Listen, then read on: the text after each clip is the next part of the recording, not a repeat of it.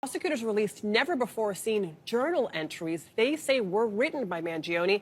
In these notes, Mangione allegedly outlines a plot and motivation for shooting United Healthcare CEO Brian Thompson outside a New York City hotel in December. In this new filing, prosecutors state if there ever were an open and shut case pointing to the defendant's guilt, this is that case, releasing for the first time writings they say Mangione wrote before the shooting. And there's also details that are new about where he was the night before the shooting. In a new court filing, prosecutors allege on December 3rd, 2024, the night before United Healthcare CEO Brian Thompson was killed outside a Manhattan Hilton hotel, murder suspect Luigi Mangione was in the area and walked by Thompson on the street.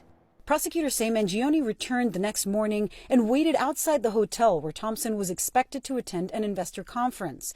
The alleged Mangione then approached Thompson from behind and shot him once in the back and once in the leg.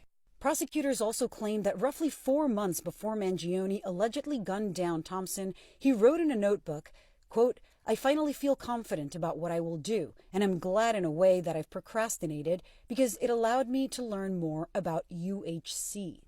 According to the court filing, the entry also seems to suggest Mangione was allegedly considering another target, referred to as KMD, but ultimately decided against it because it would have been, quote, "an unjustified catastrophe."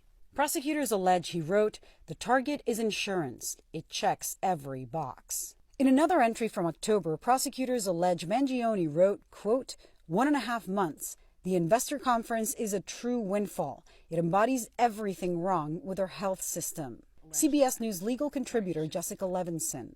The prosecution is arguing here that there are no legal hurdles to admitting evidence like the notebook and bringing that to the jury. The prosecution is saying we did our job. The prosecution also responded to a defense motion to dismiss terrorism charges against Mangione, arguing the goal was to intimidate potential health insurance company investors. The terrorism charge seems to hinge on the idea that the alleged murder here was committed in order to try and intimidate or coerce a population, to instill widespread fear. The court filing also alleges that several United Healthcare employees and doctors reported receiving death threats and feared for their safety after Brian Thompson was killed, which they're pointing to as evidence of terrorism. Mangione is expected back in court on June 26. He's pleaded not guilty in both state and federal cases.